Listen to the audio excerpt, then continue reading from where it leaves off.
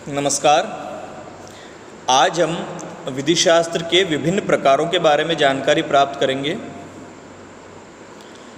अलग अलग विधिवेत्ताओं ने विधि शास्त्र के प्रति जो उनकी धारणाएं हैं, जो उनकी पद्धति है जिसको वो फॉलो करते हैं या जिसके वो प्रतिपादक हैं, उनके अनुसार विधि शास्त्र को अलग अलग प्रकार से विभाजित किया है। जैसे जॉन ऑस्टिन ने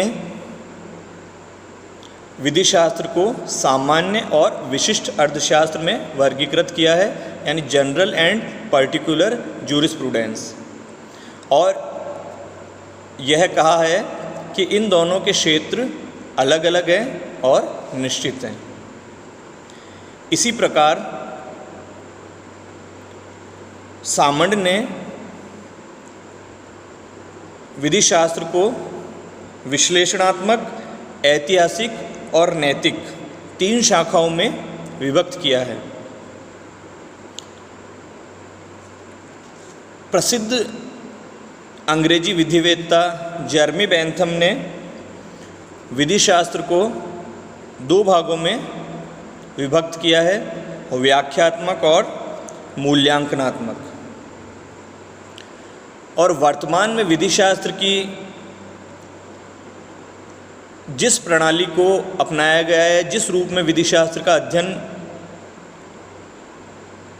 सबसे उचित माना गया है वर्तमान परिस्थितियों में, वो है सामाजिक अभियांत्रिकी, सोशल इंजीनियरिंग। यानी वर्तमान में विधि शास्त्र को सामाजिक अभियांत्रिकी के रूप में स्वीकार किया गया है। तो आज हम जिस प्रकार के बारे में, जिस विभेद के बारे में बात करेंगे, वो है सामान्य और विशिष्ट विधि शास्त्र, यानी जनरल एंड पर्टिकुलर जूरिस्प्रूडेंस। ये एग्जामिनेशन पॉइंट ऑफ व्यू से, चाहे एकेडमिक एग्ज़ाम हो या कंपटीशन एग्ज़ाम हो, इससे संबंधित प्रश्न पूछ लिए जाते हैं। सामान्य और विशिष्ट विधि शास्त्र का विभाजन जॉन ऑस्टिन ने किया था। उनके अनुसार सामान्य विधि शास्त्र के अंतर्गत विधि के उन सभी उद्देश्यों, सिद्धांतों, धारणाओं और विभेदों का वर्णन रहता है जो समस्त विधि प्रणाली में समान रूप से पाए जाते हैं। यानी जितनी भी विधि प्रणालियाँ, लीगल सिस्टम्स दुनिया में प्रचलित है, उनमें जो कॉमन फैक्टर्स हैं विधि शास्त्र से संबंधित, उनका अध्ययन किया जाता है सामान्य विधि शास्त्र में। अब विधि की प्रणालियाँ यानी लीगल सिस्टम्स से ऑस्टिन का क्या आशय था? लीगल सिस्टम यानी विधिक प्रणालियों से ऑस्टिन का आशय ऐसी परिपक्व यानी जो मैच्योर और सुस्थापित प्रणालियाँ हैं जो कि अपनी तर्क शक्ति और परिपक्वता के कारण प्रौढ़ वैधानिक व्यवस्था के रूप में विकसित हो चुकी है। यानी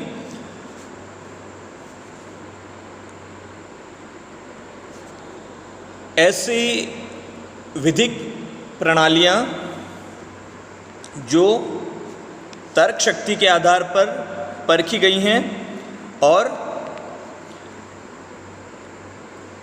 इस प्रकार अपने आप को एस्टैब्लिश कर चुकी है कि वो एक वैधानिक व्यवस्था यानी लीगल सिस्टम के रूप में डेवलप हो चुकी है। इसी कारण सामान्य विधि शास्त्र को सैद्धांतिक विधि शास्त्र भी कहा गया है। इसके विपरीत, जैसा नाम से स्पष्ट है, विशिष्ट विधि शास्त्र, पर्टिकुलर जूरिस्प्रूडेंस, इसमें विधि के किसी भाग की एक वास्तविक पद्धति का अध्ययन किया जाता है। यानी विधि शास्त्र के किसी एक भाग का वास्तविक विज्ञान कहलाता है विशिष्ट विधि शास्त्र। अब इसको दूसरे शब्दों में देखें तो विशिष्ट विधि शास्त्र एक संकीर्ण शास्त्र है, संकीर्ण विज्ञान है, जिसके अंतर्गत किसी ऐसी वर्तमान यानी जो अभी विद्यमान है या किसी भूतकालीन विधि प्रणाली का अध्ययन किया जाता है जो किसी राष्ट्र विशेष तक ही सीमित रहती है। तो दोनों विधि शास्त्रों में क्या अंतर है? जैसे विशिष्ट विधि शास्त्र किसी राष्ट्र विशेष में प्रचलित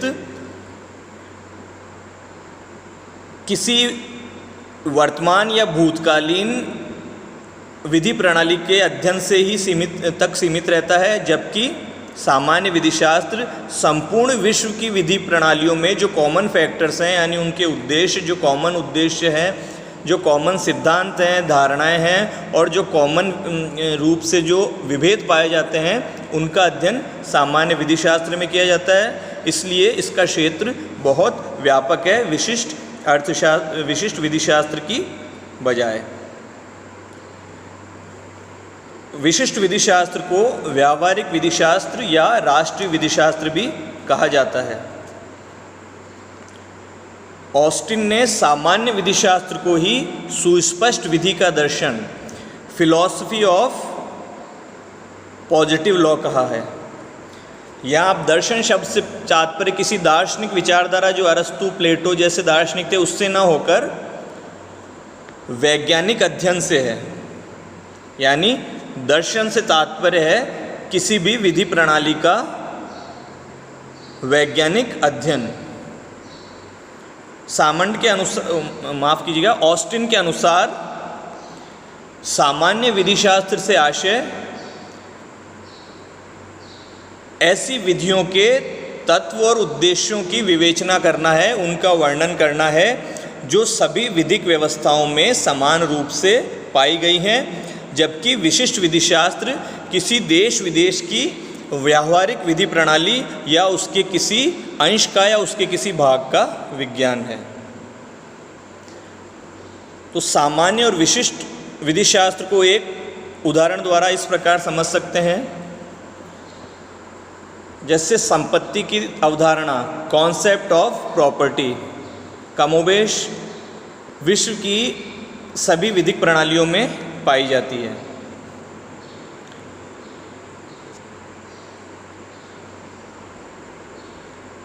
तो संपत्ति संबंधी संकल्पना के संदर्भ में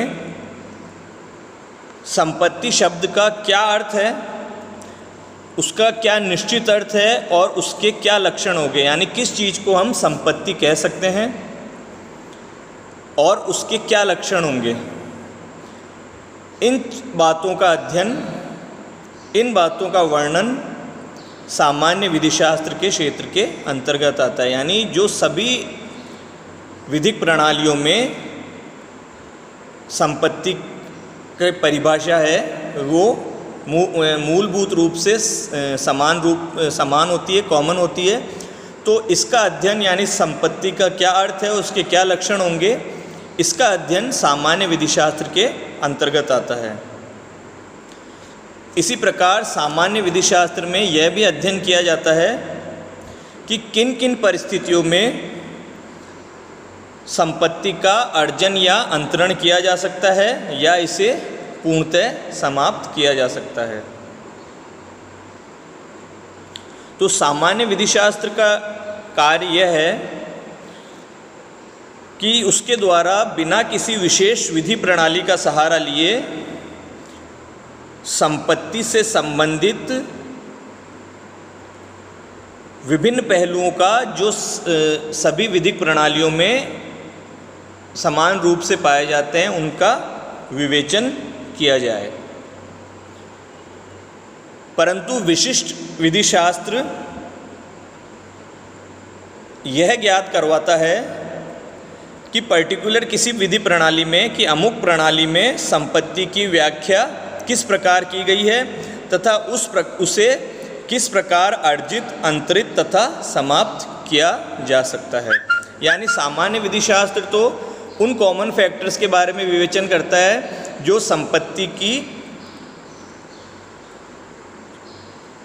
संपत्ति का निश्चित अर्थ और लक्षण के बारे में बताया जाता है, और विशिष्ट विधि शास्त्र जो है वो पर्टिकुलर किसी एक विधिक प्रणाली में संपत्ति की व्याख्या किस प्रकार की गई है और उस विधिक प्रणाली में किस प्रकार उसे अर्जन किया जाएगा, उसको अंतरण किया जाएगा या उसका समापन किया जाएगा। ऑस्टिन के सामान्य और विशिष्ट विधिशास्त्र के वर्गीकरण की भी आलोचना की गई है। इसके प्रमुख आलोचक है हॉलैंड और सामंड। हॉलैंड के अनुसार विधिशास्त्र को सामान्य और विशिष्ट विधिशास्त्र में वर्गीकृत करना उचित नहीं है। हॉलैंड विशिष्ट विधिशास्त्र को एक कल्पना मानते हैं। उनके अनुसार विशिष्ट विधिशास्त्र जैसी कोई भी संकल्पना पूर्णतः भ्रामक है। वो कहते हैं कि ऑस्टिन ने विधिशास्त्र को विशिष्ट इसलिए बताया है क्योंकि इसकी विषय वस्तु यानी इसका जो सब्जेक्ट है वो विशिष्ट है, ना कि यह एक विशिष्ट विज्ञान है, ना कि एक स्पेसिफिक साइंस है। हॉलैंड का स्पष्ट मानना था कि किसी भी विज्ञान का निर्माण सामान्य प्रतिपादनों यानी जनरल प्रोपोजिशन से होता है और विज्ञान को अधिक सुदृढ़ आधार देने के लिए यह आवश्यक है कि वैज्ञानिक अपने तथ्यों को विस्तृत क्षेत्र से एकत्रित करें और उनसे अपने निष्कर्ष निकालें। मतलब कि किसी विज्ञान का सीमित क्षेत्र में पर्यवेक्षण करना उचित नहीं है। उसका क्षेत्र जितना विस्तृत होगा उतने ही निष्कर्ष सही आएंगे। अतः हॉलैंड के अनुसार विधिशास्त्र को बिना किसी विशेषण के ही संबोधित किया जाना चाहिए और उसे विधि के आधारभूत सिद्धांतों का विज्ञान कहना ही अधिक उचित होगा, यानी बेसिक प्रिंसिपल ऑफ लॉ। यानी उसे सामान्य और विशिष्ट कहना हॉलैंड के अनुसार विधिशास्त्र के लिए सही नहीं है। हॉलैंड अपने तर्क की पुष्टि में एक उदाहरण देते हैं। जियोलॉजी यानी भूगर्भ शास्त्र। उनके अनुसार इंग्लैंड का भूगर्भ शास्त्र जियोलॉजी जो है वो सामान्य भूगर्भ शास्त्र से भिन्न नहीं हो सकता, क्योंकि विज्ञान चाहे किसी भी क्षेत्र विशेष में किए गए परीक्षण पर आधारित क्यों न हो, उसकी विषय वस्तु तथा लक्षण समस्त विश्व में एक समान ही होंगे। इसी प्रकार सामंड ने भी ऑस्टिन के सामान्य और विशिष्ट विधिशास्त्र के भेद की आलोचना की है। सामंड कहते हैं कि सामान्य विधिशास्त्र के अंतर्गत विधिक सिद्धांतों के सामान्य रूप का नहीं अपितु विशिष्ट विधि पद्धति के सामान्य अथवा मूल तत्वों का अध्ययन किया जाता है। उन्होंने एक उदाहरण दिया है कि हालांकि न्यायिक पूर्वोक्तियों यानी जुडिशियल प्रीसिडेंस का प्रयोग आंग्ल यानी इंग्लिश विधि व्यवस्था का एक प्रमुख सिद्धांत है, फिर भी इस नियम को किसी भी अन्य देश की विधि व्यवस्था में अपनाया जाना उतना ही उचित होगा जितना कि वह ब्रिटेन में। यानी जो न्यायिक पूर्वोक्तियों का जो सिद्धांत है बेसिकली ब्रिटेन की विधि व्यवस्था में द्वारा दिया गया है और वहाँ प्रचलित है, लेकिन उसे हम भारत की विधिक व्यवस्था में भी अपना सकते हैं, क्योंकि न्यायिक पूर्व निर्णय का सिद्धांत भारतीय न्यायालयों में भी उसी प्रकार उपयोगी होगा जैसा वह इंग्लैंड के न्यायालयों में उपयोगी होता है। सामान्य विधिशास्त्र का प्रयोग विधि प्रणालियों का सामान्य रूप से अध्ययन करना ही नहीं है, अपितु किसी विधि पद्धति के सामान्य एवं आधारभूत तत्वों का अध्ययन करना भी है। तो इस प्रकार ऑस्टिन ने विधिशास्त्र को सामान्य और विशिष्ट विधिशास्त्र में वर्गीकृत किया। सामान्य विधिशास्त्र का क्षेत्र अत्यंत व्यापक है, जबकि विशिष्ट विधिशास्त्र का क्षेत्र संकीर्ण है। सामान्य विधिशास्त्र में विश्व की समस्त विधि प्रणालियों में पाए जाने वाले समान तत्वों, विधि से संबंधित, विधि शास्त्र से संबंधित समान तत्वों का, यानी जो कॉमन फैक्टर्स है उनका विवेचन किया जाता है। जबकि विशिष्ट विधि शास्त्र में किसी राष्ट्र विशेष में जो प्रचलित किसी वर्तमान या भूतकालीन विधिक प्रणाली का अध्ययन या विवेचन किया जाता है। हॉलैंड और सामंड ऑस्टिन के सामान्य और विधि शास्त्र के रूप में वर्गीकृत करना विधि शास्त्र को उचित नहीं मानते हैं, और ये प्रमुख आलोचक है।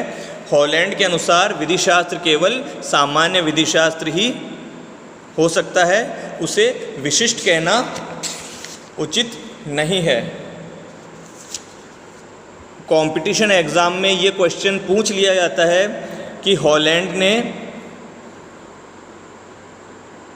विधि शास्त्र को क्या कहकर संबोधित किया है, तो आप उसे विशिष्ट विधि शास्त्र को हॉलैंड से रिलेट करके याद रखिएगा।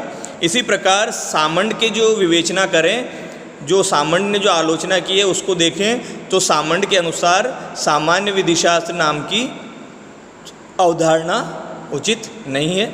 आज के लिए इतना ही, धन्यवाद।